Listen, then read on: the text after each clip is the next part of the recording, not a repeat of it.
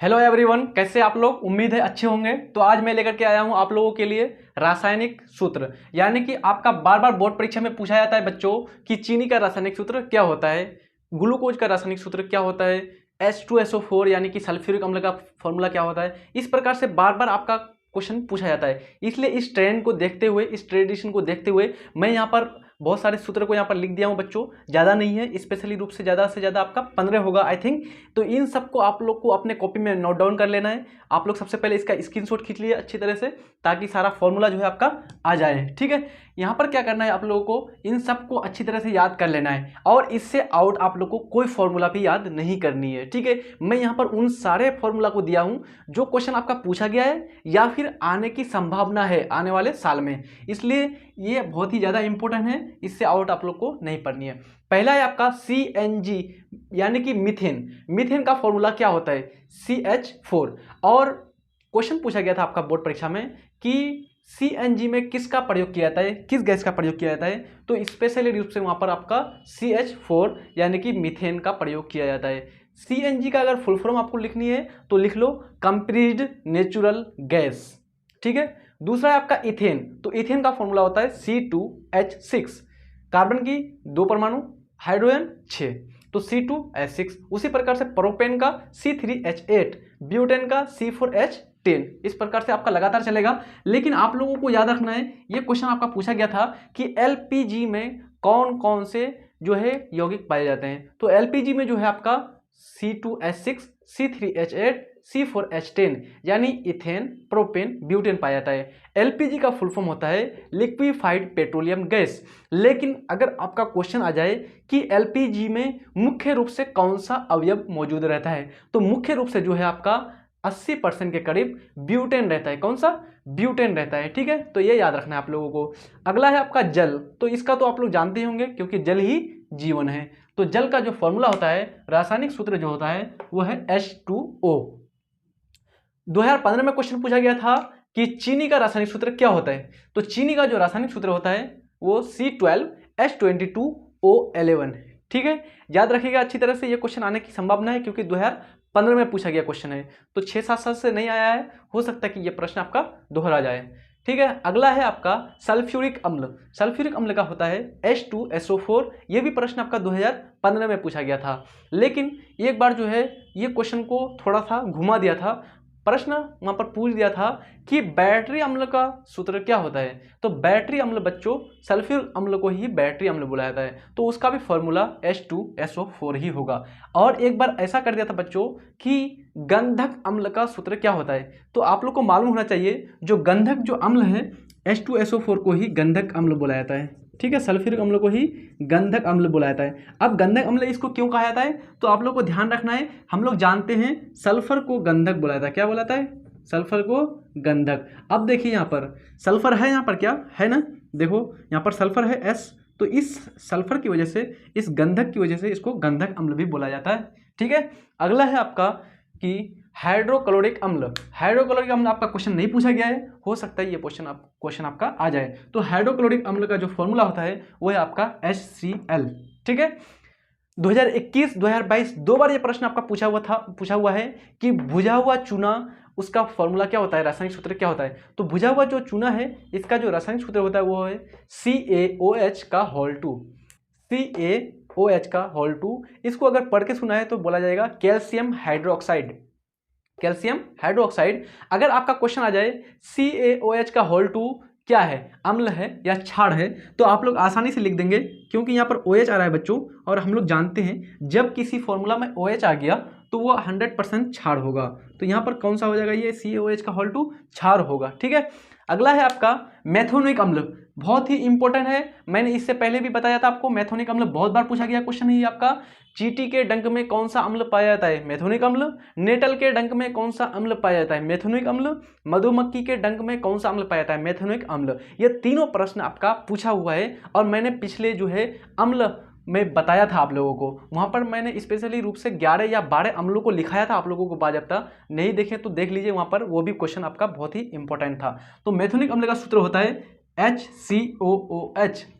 ठीक है, ध्यान रखेगा, H से शुरू होता है, HCOOH। OH। मेथनोइक अम्ल जो है इसका साधारण नाम भी पूछा जाता है। इसका साधारण नाम क्या होता है? तो मेथनोइक अम्ल का साधारण नाम फॉर्मिक अम्ल होता है। ठीक है। अगला है एसिटिक अम्ल। तो एसिटिक अम्ल CH3COOH। ठीक है, CH3COOH। एसिटिक अम्ल किस में पाया जाता है? तो एसिटिक अम्ल जो है आपका सिरका में पाया जाता है। ये आपका क्वेश्चन पहले पूछा हुआ है, लेकिन मैं ये बता भी दिया हूँ आप लोगों को पहले अम्ल वाले लेक्चर में। ठीक है। उसके बाद जो है एसिटिक अम्ल का जो आपका IUPAC नाम जो होता है आपका, वो है एथेनोइक अम्ल। ठीक है। प्लास्टर ऑफ पेरिस बहुत बहुत इंपॉर्टेंट है, जल्दी लिख लीजिए अपना कॉपी में। Plaster of Paris 4 bar question पूछा गया है आपका, 2013, 2017, 2021, 2022। तो प्लास्टर ऑफ पेरिस को शॉर्ट फॉर्म में POP यानी पॉप भी कहा जाता है। तो इसका फॉर्मूला होता है CaSO4.12H2O। ये डॉट जो है बच्चों, ये आपका कोऑर्डिनेट बॉन्ड को दर्शाता है। जब आप लोग इंटर की कक्षा में जाएंगे, 11वीं 12वीं की कक्षा में जाकर के साइंस बैकग्राउंड से होंगे अगर आप, तो वहां पर आप लोग इन जो है बॉन्ड के बारे में पढ़ेंगे, बंधन के बारे में पढ़ेंगे, स्पेशली रूप से बहुत ही डीपली के साथ। 10th क्लास में थोड़ा सा बहुत ही कम है, जैसे वहाँ सहसंयोजक बंधन और आयनिक बंधन इस प्रकार से है। तो यहाँ पर जो है आपका CaSO4.12H2O हो जाएगा। किसका सूत्र? Plaster of Paris. बहुत इंपॉर्टेंट है, 4 बार पूछा हुआ क्वेश्चन है।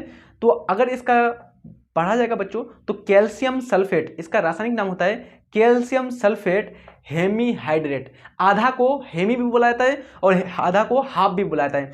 तो आप कैल्शियम सल्फेट हाफ हाइड्रेट भी बोल सकते हैं या कैल्शियम सल्फेट हेमीहाइड्रेट भी बोल सकते हैं। अगला है संगमरमर। तो संगमरमर आप लोग जानते होंगे, मार्बल को संगमरमर बुलाया जाता है। ठीक है। तो इसका सूत्र होता है CaCO3। यह क्वेश्चन 2 बार पूछा हुआ है आपका, 2017 और 2015, 2 बार प्रश्न यह पूछा हुआ था आपका। तो संगमरमर जो है बच्चों, इसको खड़िया भी बुलाया जाता है। खड़िया अगर पूछे जाएगी, COC3 जो है इसके स्पेशली बहुत सारे नाम से इसको जाना जाता है। जैसे अगर कोई पूछ ले आपको चाक का सूत्र क्या होता है, चौक, जो बोर्ड पर लिखा जाता है चौक, तो उसका होता है CaCO3। अगर कोई पूछ ले खड़िया का सूत्र क्या होता है, तो खड़िया भी CaCO3। संगमरमर CaCO3, marble CaCO3, calcium carbonate CaCO3। ठीक है। चूना पत्थर CaCO3, लाइमस्टोन CaCO3। ये सारे नाम जो है एक ही का है, तो इसलिए कभी कभार आपको बदल करके अगर दे देगा तो आप लोग को अपनी तरह से यहाँ पर लिख लेना है। ठीक है। यानी कि इनका क्या क्या नाम, अलग अलग नाम है। बहुत सारे क्वेश्चन क्या कर देता है बच्चों, थोड़ा सा पेचीदा बना देता है। बस एक किसी लड़का का नाम क्या है, मोनू है, और उसका नाम फिर क्या है जो है मोहन है, तो मोनू मोहन दोनों हो गया, तो उसको स्पेशली रूप से डायरेक्ट मोहन न बुला करके मोनू बुला दिया। इसी प्रकार से यहाँ पर CaCO3 का नाम बहुत सारा है, तो सीधा संगमरमर न देकर के आपको कभी खड़िया दे देगा, कभी कैल्शियम कार्बोनेट दे देगा, कभी चूना पत्थर दे देगा, कभी चौक दे देगा, इस प्रकार से। अगला है विरंजक चूर्ण। बहुत ही इंपॉर्टेंट है, ये भी प्रश्न आपका 2 बार पूछा हुआ है। विरंजक चूर्ण 2012 और 2015 2 बार पूछा गया था। तो विरंजक चूर्ण को ब्लीचिंग पाउडर भी बोला जाता है। इसका सूत्र होता है CaOCl2। ठीक है, CaOCl2। अगर इसका रासायनिक नाम अगर पूछे तो इसका रासायनिक नाम होता है कैल्शियम हाइपोक्लोराइड। Calcium hypochloride. ठीक है। तो ये आपका बहुत ही इंपॉर्टेंट है विरंजक चूर्ण, आप लोग को याद रखना है। इसको ब्लीचिंग पाउडर भी बोला जाता है। ठीक है। आगे है सोडा ऐश। सोडा ऐश, इसका जो फॉर्मूला होता है Na2CO3। आप लोग को मालूम होगा धोने वाला जो सोडा होता है, इसका फॉर्मूला होता है Na2CO3 10H2O। 10H2O। जब इसको धूप में रखा जाता है तो ये क्या करता है, ये 10H2O जो है ये गायब हो जाता है। जब ये गायब हो जाता है तो इस बचे हुए सामान को Na2CO3 को, सोडियम कार्बोनेट को क्या कहा जाता है, सोडा ऐश कहा जाता है। ये क्वेश्चन 2022 में आपका ऑब्जेक्टिव में पूछा हुआ है। ठीक है। तो आप लोग ये सारा नोट डाउन कर लीजिए, बहुत ही इंपॉर्टेंट प्रश्न है, फिर बाद में आप लोग नहीं तो फिर पछताएंगे। ठीक है। अगला है ग्लूकोज। ग्लूकोज का रासायनिक सूत्र होता है C6H12O6। ये प्रश्न आपका बायोलॉजी में पूछा हुआ है। ठीक है। जो ग्लूकोज का जो सूत्र होता है ये बायोलॉजी में पूछा हुआ है, क्योंकि बायोलॉजी का जो पहला चैप्टर होता है वहाँ पर आप लोग बात करेंगे पोषण शोषण उस प्रकार से, इसलिए वहाँ पर क्वेश्चन पूछा गया। तो इसका फॉर्मूला होता है C6H12O6। आयोडीन युक्त नमक, ये भी क्वेश्चन आपका 2022 में पूछा हुआ है। देखिए जब से ऑब्जेक्टिव का ट्रेंड शुरू हुआ है 2018 के बाद से, तो ज़्यादातर प्रश्न आपका पूछा जा रहा है ऑब्जेक्टिव के रूप में। तो यहाँ पर आयोडीन युक्त नमक ये पूछा गया आपका 2022 में। तो इसका फॉर्मूला होता है NaCl प्लस पोटेशियम आयोडाइड या पोटेशियम आयोडेड। जब NaCl में पोटेशियम आयोडाइड मिला देंगे तो बन जाएगा आयोडीन युक्त नमक, या जब आप NaCl में पोटेशियम आयोडेड KiO3 मिला देंगे तो बन जाएगा आयोडीन युक्त नमक। बेंजीन का सूत्र क्या होता है, तो ये 2021 में पूछा हुआ है। बेंजीन का सूत्र होता है C6H12O6। ठीक है, इस प्रकार से होता है बच्चों, C6H12O6। ये इस प्रकार से बना हुआ रहता है। आप लोग जब देखेंगे बच्चों, बॉन्ड जो है एक एक करके छोड़ करके दिया था, इस प्रकार से बनता है आपका बेंजीन। ठीक है, तो इसका ये होता है 2021 में आपका क्वेश्चन पूछा गया है C6H6 याद रहेगा आपको। इस प्रकार से हाइड्रोजन दिया था, ये हाइड्रोजन एक इधर, एक हाइड्रोजन इधर, एक हाइड्रोजन इधर, एक हाइड्रोजन इधर, एक इधर, एक इधर, एक इधर, ऐसे करके दो दो करके एक कार्बन के साथ दो हाइड्रोजन और जो है अल्टरनेटिव डबल बॉन्ड आता है। ठीक है, इस प्रकार से आप लोग को ध्यान रखना है। ये नहीं आएगा बच्चों, इसलिए इस तरह से आप लोग को ध्यान नहीं रखना, सिर्फ आपको फॉर्मूला याद रखना है C6H12, ये C6H6। अगर आपको पूछ ले बेंजीन में कार्बन की कितनी परमाणु होती है, 6, हाइड्रोजन की कितनी होती है, 6, बराबर होती है दोनों का। नाइट्रिक अम्ल, ये क्वेश्चन पूछा हुआ था आपका कब, जब अम्लराज के बारे में पूछा था कि अम्लराज में कौन कौन मिला हुआ रहता है, तो अम्लराज में नाइट्रिक अम्ल और हाइड्रोक्लोरिक अम्ल मिला हुआ रहता है। तो इसका फॉर्मूला होता है HNO3। ठीक है, याद रहेगा HNO3।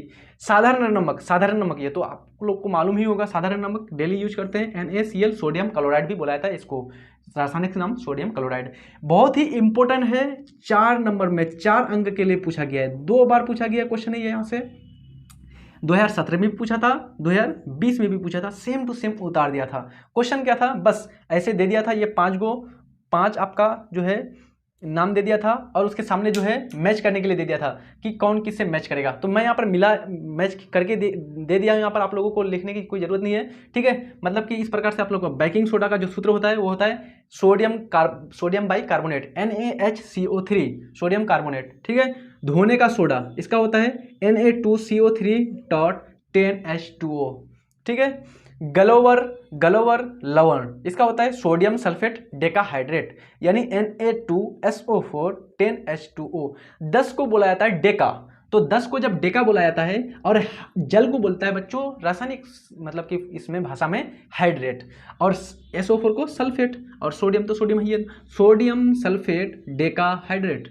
इसी प्रकार से sodium carbonate decahydrate, sodium bicarbonate, SCO3 को बाइकार्बोनेट बोला जाता है। ठीक है, ये आपको याद रखना है। नीला थोथा बहुत ही इंपॉर्टेंट है, ये क्वेश्चन आपका पूछा गया है। नीला थोथा तो CuSO4 5H2O, क्या होता है CuSO4 5H2O, इसको बोलेंगे कॉपर सल्फेट पेंटाहाइड्रेट, ये रासायनिक नाम होता है कॉपर सल्फेट पेंटाहाइड्रेट। लेकिन आप लोग को सिर्फ फॉर्मूला को अच्छी तरह से रट जाना है, चाहे जैसे हो, चाहे आप लोग अपना दिमाग में बैठा दीजिए अच्छी तरह से, या फिर आपको रटना पड़े तो रट लो, लेकिन यहाँ से आपका इस सेक्शन से आपका क्वेश्चन 100% रहेगा ही रहेगा। ठीक है, जिप्सम, ये भी बहुत इंपॉर्टेंट है। जिप्सम का फॉर्मूला होता है CaSO4.2H2O, यानी कि कैल्शियम सल्फेट डाइहाइड्रेट। 2 को बोला जाता है डाई, 1 को बोला जाता है मोनो, 2 को बोला जाता है डाई, 3 को बोला जाता है ट्राई, 4 को बोला जाता है टेट्रा, 5 को पेंटा, 6 को हेक्सा, 7 को हेप्टा, 8 को ऑक्टा, 9 को नौना, 10 को डेका।